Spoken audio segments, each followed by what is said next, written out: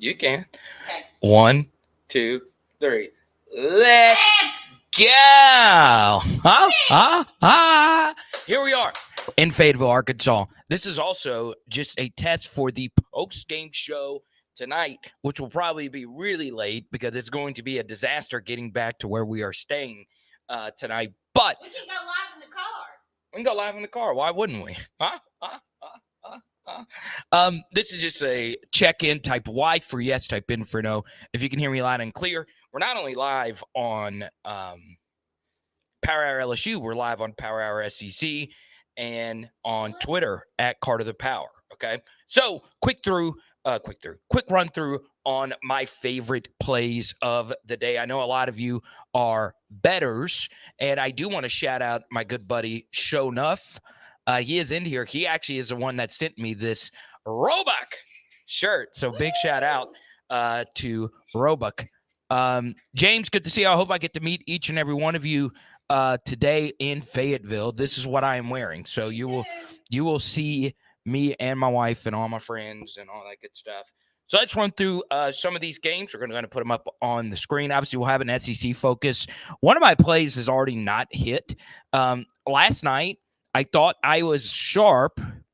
I felt like my process was correct. We didn't get the result.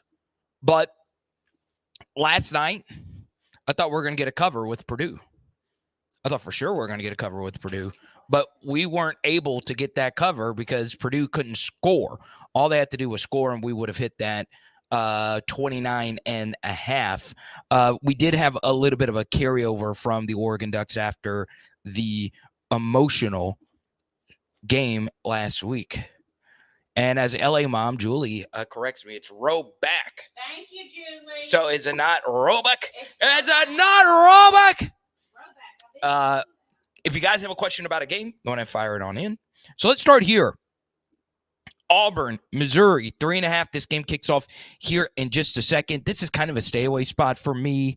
Obviously, I look at Auburn. I look at Lambert Smith. I think he could have a really big game versus a Missouri secondary that has been very weird this year, to say the least.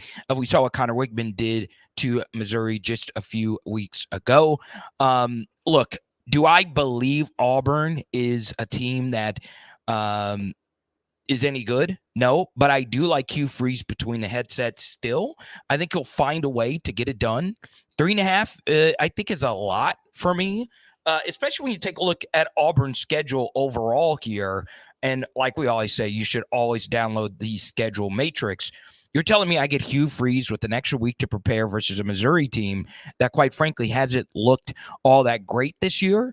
I am leaning Auburn outright here, but at some point, you would like to think Brady Cook and Missouri is going to start playing better. But a weird situation with Missouri coming off of back-to-back road games. I know UMass was kind of a joke last week, but it is what it is. I am leaning Auburn at 3.5 here. So weird line movement in this. Oklahoma was favored all week, and now South Carolina is a 1-point favorite. The over-under setting at 41.5 here. We had J Red Volcano. This is kind of a stay away spot for me as well. Don't really have a lean either way. Oklahoma, I felt, should have made a quarterback switch with Michael Hawkins. This is actually a better pass rush, in my estimation, that they played last week versus Texas, who also has a very good pass rush, and they ate Michael Hawkins alive. So South Carolina, I think, does have the best pair of rush-ins when it comes to pass rushing in the SEC, with Kennard 5 and then Stewart 6. So I am obviously leaning towards this under, even though this total is sitting very low right now. 41.5, you'll see two quarterbacks that can run really fast, but neither can really throw or go through progressions. That's what happens when you have a year one true freshman going up against a year two guy. We go to one of my favorite plays this week, and I am on Alabama. I understand this is a road game. I understand Tennessee, third Saturday in October, but both of these teams have one losses. I think Alabama will lock in and really play well today. The problem for me, there's so much being made about Nico not being who we all expected him to be after a hot start in the season. The big issue for me, I I do not see the Tennessee wide receiver separating. I just don't. This unit, of course, has been really banged up, but one of the bigger disappointments this year in the SEC this year has been Squirrel White, right? He's not really done anything this year. I'm not sure if Chas Nimrod is an SEC wide receiver. He's still playing a lot. I'd like to see a little bit more Matthews in this game for Tennessee.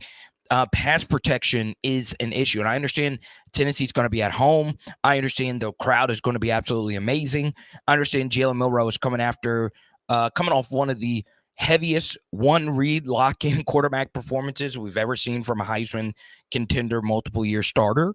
But I just think Alabama defensively is going to play really well today, even though there is a lot of skepticism surrounding Kane Womack right now in this Alabama defense. So I am definitely leaning towards the Tide right here, covering the spread, even though it is a somewhat hefty number in a rivalry game, 3 points on the road.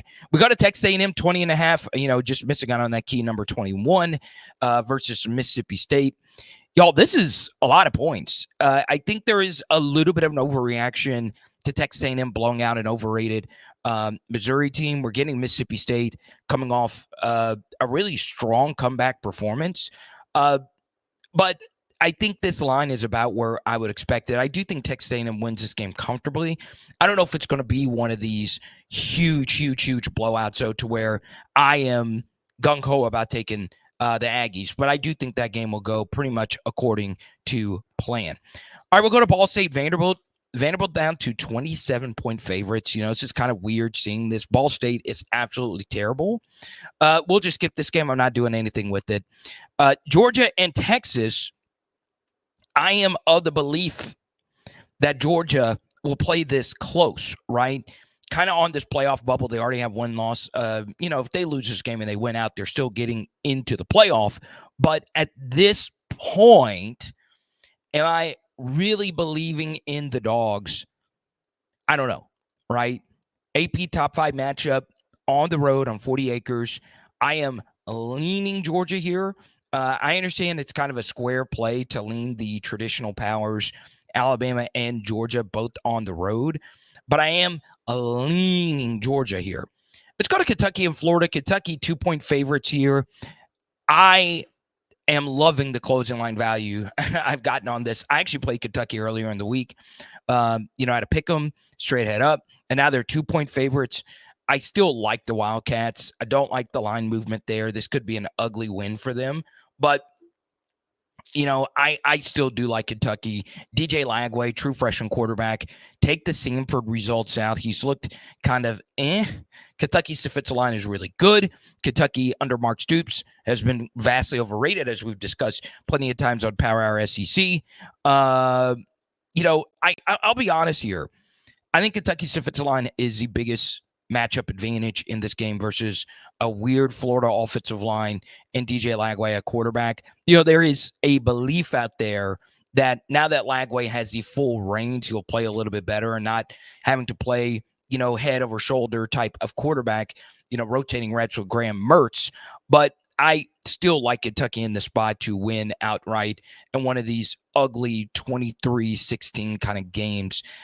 Kentucky historically has always played these knock them out, drag them out kind of games versus the Florida Gators over the past decade. Now, this will be the final game we break down. Once again, if you have any questions, if you want to fire anything in, we'll get to the big game that features both the teams that I cover the most.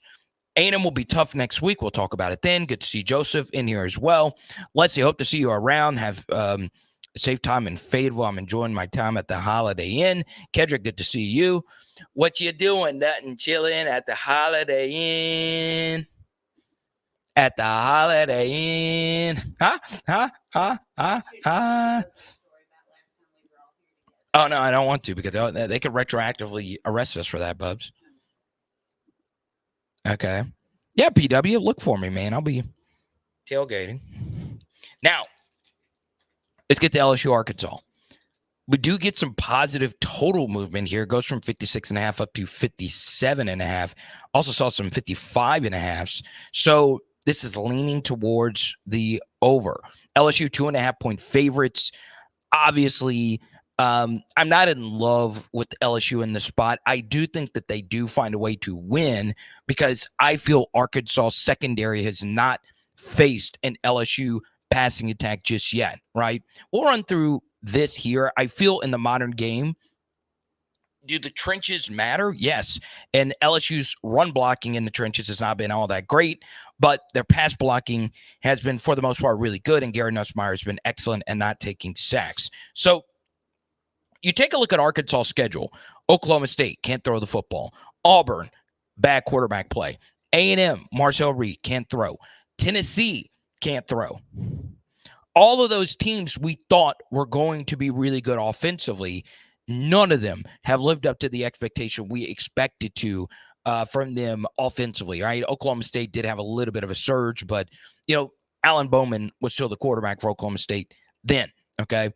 I really like LSU's passing attack going up against this Arkansas secondary. I think Arkansas will struggle to get pressure on Garrett Nussmeier. LSU has had some issues with their center play with DJ Chester, only a year two guy. But I do think he steps up. I think this matchup is a little bit more favorable compared to Ole Miss last week where he was going up against Walter Nolan. So I actually do like LSU in the spot, even though there are a lot of sharps. I mean, a lot of the smartest people who cover college football, not only nationally, but betting wise, are picking Arkansas. All right. People that are way smarter than me picking Arkansas. I mean, I'm talking about Josh Pate. I'm talking about all these people picking Arkansas. And guess what? That's when you pick LSU. I do think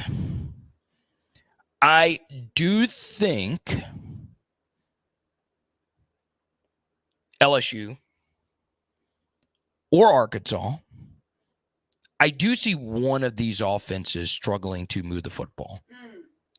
I do. Oh, the Silver Sergeant says, you might be a redneck. Yeah. You might be a redneck. Jeff Foxworthy picked Arkansas. Did he? Does he do college football stuff? I know he's been on game day before. He's been on game day a bunch. Is he on game day today? Where are they at? I think 40 acres. What? Okay. What does that tell me? Texas. Oh. Well, look and see. All I want to see is Ben. That's all I'm watching for. Dante, what's good? Okay, that makes sense. Hold the classroom. What color do they think I'm wearing today? Do you think Arkansas might just control the time of possession and run that thing all day long? Yeah, LSU's rushing defense could be vulnerable, especially after a huge, and I mean huge, game last week versus Ole Miss. So I'm picking LSU. I don't think, unlike what the thumbnail says, it's an easy pick. I do lean towards the under, right? From what I've heard, Taylor Green is healthy. But if he does get banged up and Malachi Singleton has to play, this becomes an under game, obviously. Wade, what's good? All right. So let me know what you guys think. And that'll just about do it for me. Where's College Game Day today? I think it's on 40 acres because I saw Desmond Howard there earlier this week. Oh, well, then,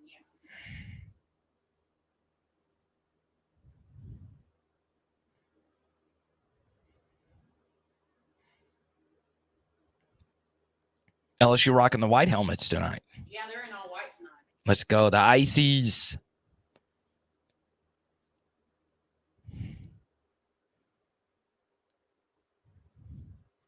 Duke beat Florida State last night. That was crazy. Let's go.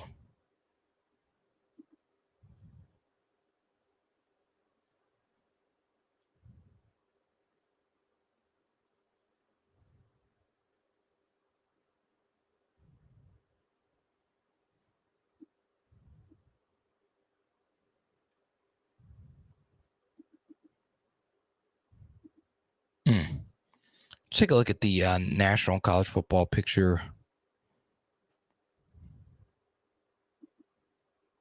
I don't know, we can go back and just top 25 matchups today. Really, everything's in the SEC today. Miami, 5.5-point favorites on the road versus Louisville. Is anyone else back in the cards here? I had Nebraska +7. It's down to 6.5. Ugh. Sibley's at game day. Oh, really? Let's go. And Sibley is at game day right now watching my show. I feel like that is Let him know, Sia. show enough. I'm rocking your fit today. What if Sibley ran on stage right now and said, "This is the pregame show you need to be watching"? I would die. Oh my God. And Pat McAfee would rip his shirt off and be like, "God, that guy is awesome." So don't forget, we will do a late post-game show tonight on Power Hour LSU. So if you Arkansas fans want to watch the late post-game show, it will be on Power Hour LSU. So Arkansas fans, we want you to tune in tonight. You can join our LSU community. Guess what? There's Arkansas fans that watch, including my wife. Look. Will you tell them the lore of this game? Just it's a good fun fact for me and you. Oh yeah, we started talking during this game. How many years ago? 8 years ago. 8 years ago. Me and my wife. This is our game. So that's why I'm here. It's crazy though. Like, and it's my birthday week. That's part of the reason why I did. And let me know if you guys want more pregame live streams in the morning. I mostly did this to sound check everything. So hopefully everything sounds absolutely wonderful. If you see us, come tell me happy birthday. It is my wife's birthday weekend. It's also my best friend Z's birthday today. So we got to turn this thing on up. Come buy me a drink. Can you buy me a drink? This is what I'm drinking today. Oh, yeah. Show them. I don't even like spiked seltzers. But you love those. The That's purple. Arkansas made. Arkansas made Scarlet Letter and the purple thing. All right, y'all. Jerry Jones is here. I just got that in too. Oh, Jerry's here? Yeah. Jerry. I'm going to go tell him, can you do something with my Cowboys, please? Oh, you know he's going to be hiding from everybody. He always comes to Arkansas LSU. He does, and it's homecoming too, so. That's right. That's right. Arkansas's homecoming. Oh, yeah, 1964, 2024. So it's the, 60 year? Yeah, they're having a big, the alumni band's performing at halftime. And they're doing a big air show before the game. Oh. All right. LA Bomb will be chatting in the Discord all day, every day. So, once again, if you're a Power Hour SEC viewer, come join LA Mom. He was at every single stream that we do. We love you, LA Mom. LA Mom, elite PHLer. Yes, she is. Show enough says defer if you win the coin toss. And if you're in Fayetteville, shoot me a message on Twitter or Instagram. We'll be at Carter the Power or at Power Hour LSU. I want to shout out my guy Trevon, Crowley Boy 337 on Instagram. He's actually a PHL viewer that lives in Rogers, Arkansas. Oh, nice. And it was good hearing someone with my family's accent up here. And he says he's losing his accent being around you Yankees. Huh? All right. Wait, hold on. Scotty Z. Z, you're on my pregame show. It's your birthday. Happy birthday. Everybody say happy birthday to the YouTube. Tell the world what we're doing today for your birthday. You already know what we're doing, Carter. Well, we turning up, baby. We turning up. And Scott, wait. All right. So we actually are signing off. Stay right here, Scott. All right, Z. Okay. You're going to get the pregame lock of the week. Who is going to win tonight? Arkansas or LSU? Carter, is that even a question? You know the Hogs are going to do it. Oh, God, dog. God, dog. My best friend is on here saying that. All right. 14. Okay, I'm gonna call you right back. I'm gonna sign off this thing, and I'm gonna call you right back. All right, love you, buddy. Go Hogs. All right. No, not go Hogs. Okay. Leave that boy alone on his it is his birthday. Today is his birthday. I knew that on his birthday. It is. Power Hour LSU, Power Hour SEC. Boom.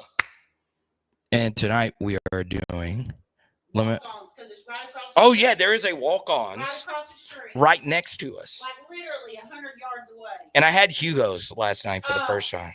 Incredible. It was good. It was pretty good. Let's go.